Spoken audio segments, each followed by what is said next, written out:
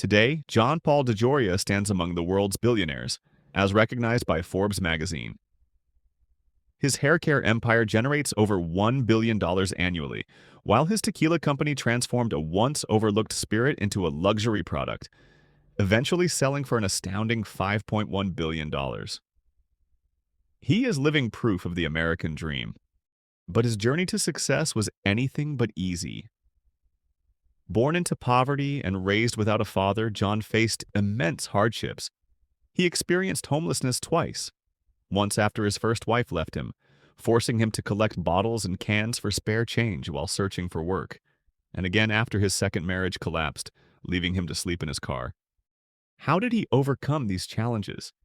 And what lessons has he learned that paved the way for his extraordinary success? Lesson 1. How to get what you want. Standing in front of a worn brown wooden door, John wipes the sweat from his brow. His hands tremble as he knocks. His heart feels heavy. This is the 51st door he has knocked on today, and not once has he been given the chance to present his product. His job is commission-based, and so far, he hasn't earned a single dime. As he waits for the door to open, doubts flood his mind. He remembers his sales trainer's words. Only a few of you will make it in this business. Most last only a few months. But John refuses to give up. As a boy, he did whatever it took to support his mother and brother, delivering newspapers, selling Christmas cards, cleaning up floors. His mantra has always been, when the going gets tough, the tough get going. The door creaks open. A grim-faced man stands before him. "Hi," John says with a big, unwavering smile, grateful that someone finally answered. Lesson 1. Be prepared for rejection. In DeJoria's words, there are a lot of things in life that will turn you down. If you're prepared for rejection, you won't be discouraged when it happens. Knock on 100 doors, have them slammed in your face, and still, you must be just as enthusiastic on door number 101 as you were on door number 1. Lesson 2. How to start a billion-dollar business with $700. John sat in his 20-year-old Rolls-Royce, trying to make sense of what had just happened. He and his partner Paul had set up production for a new hair care line, counting on a promised $500,000 investment. John had gone all in, quitting his job, leaving his home, and sleeping in his car. But the money never came. At the time, America was grappling with 12.5% inflation, 18% interest rates, and 10.5% unemployment. The investor had pulled out, deciding the odds were too high. With just $700 borrowed from friends and family, and an unshakable belief in his products, John refused to give up. He placed an order for 10,000 sample bottles and stored them in his car. Then, like in his old encyclopedia selling days, he hit the road, going from salon to salon, pitching his products door to door. His persistence paid off. The first 12 salons agreed to carry his products and even paid up front. With these early customers, he approached a distributor in LA and persuaded him to stock and distribute the products with upfront payments in exchange for a 5% price reduction. Step by step, John expanded his business to new stores and cities, all while navigating the constant risk of running out of money. His mindset was, successful people do the things unsuccessful people are not willing to do. As DeJoria recalls his earlier days, we had nothing other than door-to-door sales and the belief that what we had was really, really good. It was difficult. And people ask, when did you know you made it? Because you started out in your car and all that. And I tell them, all I knew after 2 years was one day we could pay our bills on time. Lesson 3. How to grow a business. John Paul DeJoria was more than just a great salesman. He was relentless, hardworking, and unfazed by life's setbacks. But his success wasn't just about perseverance, it was built on a simple yet powerful philosophy. At a time when both John DeJoria and Paul Mitchell were at personal and professional low points, they decided to take a leap of faith together. Mitchell, a seasoned expert in hair care, and DeJoria, a master at selling beauty products, made the perfect team. Their first creations, Shampoo 1, Shampoo 2, and the conditioner, set a new standard in the industry. Made with sustainable natural ingredients, these products weren't just effective, they were safer and easier to use in professional salons. But launching a new brand wasn't easy. With almost no capital, they relied on a hands-on approach, personally visiting salons, demonstrating their products, and forging relationships with stylists and salon owners. Instead of selling in retail stores, they took a bold approach, offering their products exclusively through professional hair salons. This strategy not only ensured quality control and authenticity, but also built a devoted customer base among stylists who trusted their brand. Beyond selling products, they invested in the future of the industry. Today, Paul Mitchell schools, over 100 academies across the country, train the next generation of hairdressers. These schools don't just teach hairstyling, they equip students with the latest techniques, cutting-edge business strategies, and the confidence to build successful careers, all while using Paul Mitchell products. This commitment to education and caring for their customers' success has played a huge role in the company's growth and lasting impact on the beauty industry, perfectly reflecting DeJoria's philosophy. Don't be in the selling business, be in the reorder business. John DeJoria once said, "We grow through hard work, believing in ourselves but also taking care of the customer. Not just say, well, hell, let's just make a lot of money. Keep on selling. Let's not renew. We want to have the best products. We always want to improve. We always try and help out our customers as much as we can." Lesson 4. How to keep the best talents. John Paul Mitchell Systems has had a turnover of less than 70 people in 40 years. The company has 300 full-time and about 800 part-time employees, meaning that the overwhelming majority of the employees work there their whole life.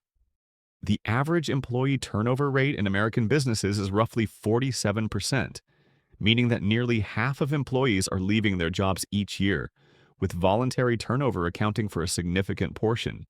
The median number of years that wage and salary workers have been with their current employer is 4.1 years. How did he achieve this exceptional result? In a recent interview, DeJoria recalled an interaction with some of his employees in Mexico.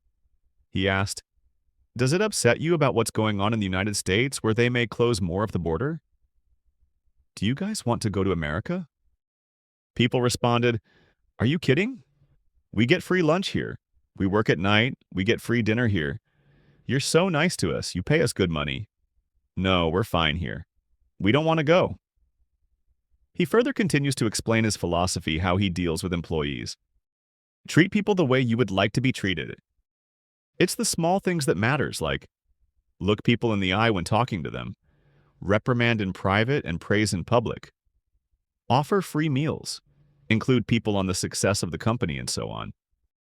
Many companies implement these practices, but at Paul Mitchell, they're not just policies. They're ingrained in their culture, shaped by the founder's values and lived every day.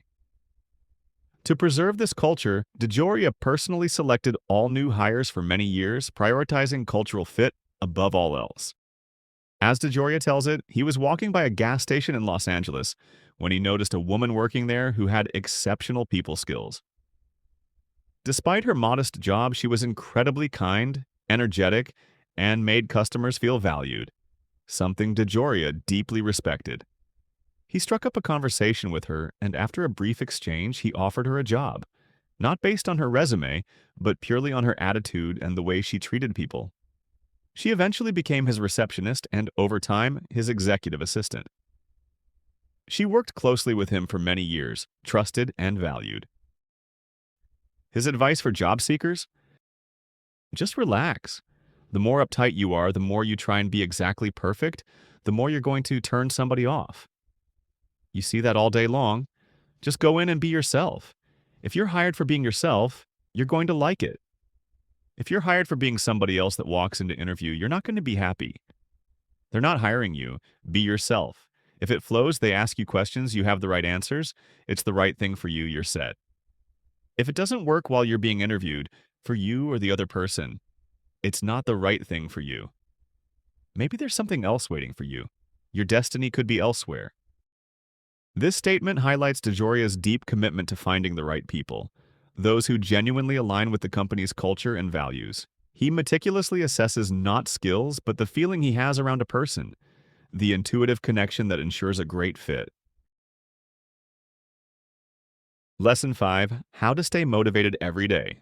John Paul DeJoria hit rock bottom more than once.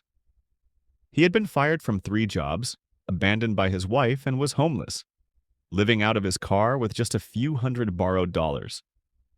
That was all he had when he launched what would become the iconic Paul Mitchell brand. What set him apart wasn't privilege, connections, or a prestigious education. It was his relentless focus on excellence, his commitment to delivering value to customers, and above all, his unshakable positivity.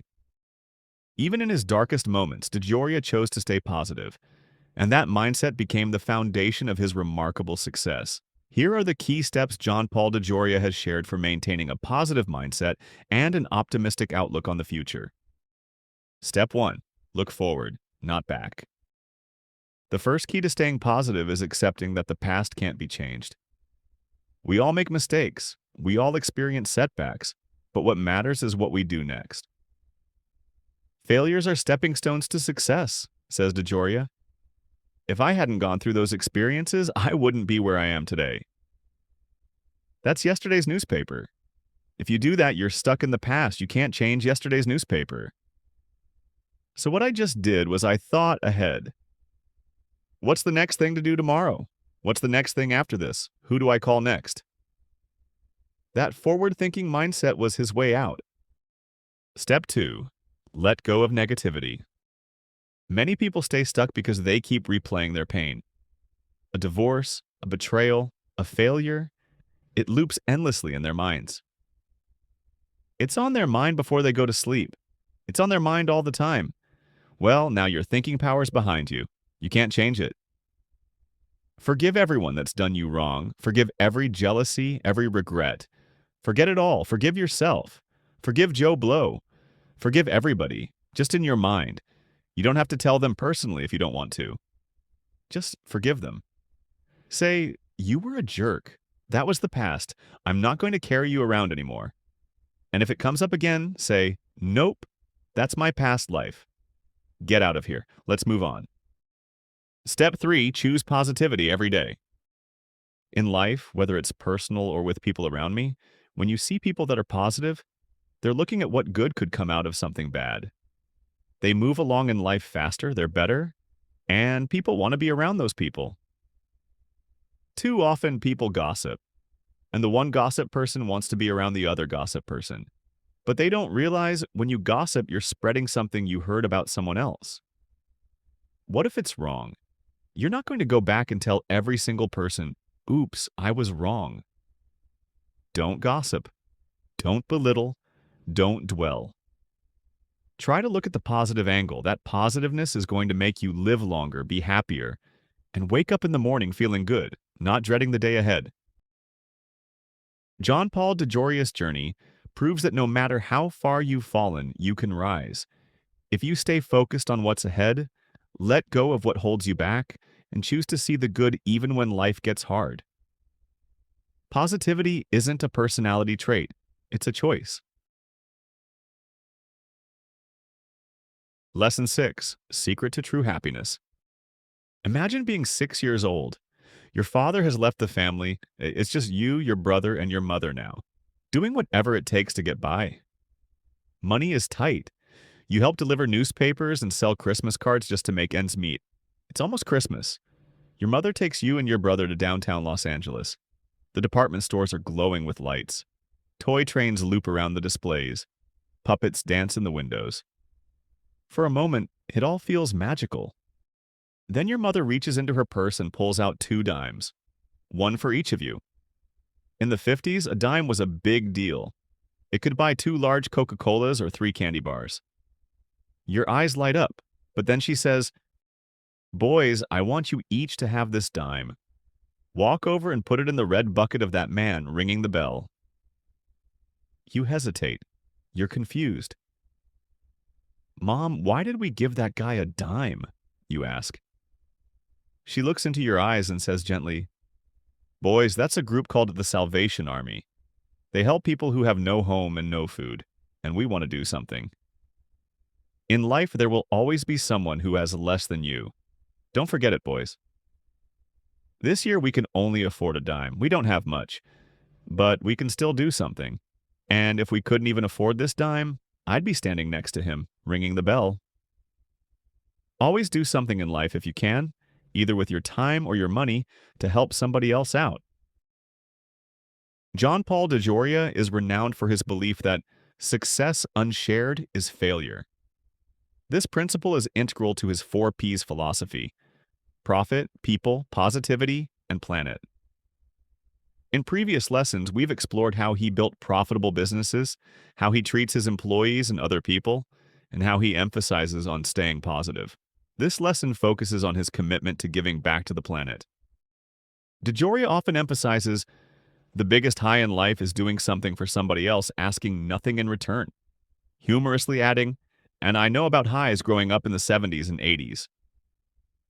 In 2011, he formalized his dedication to philanthropy by signing the Giving Pledge, committing to donate the majority of his wealth to charitable causes.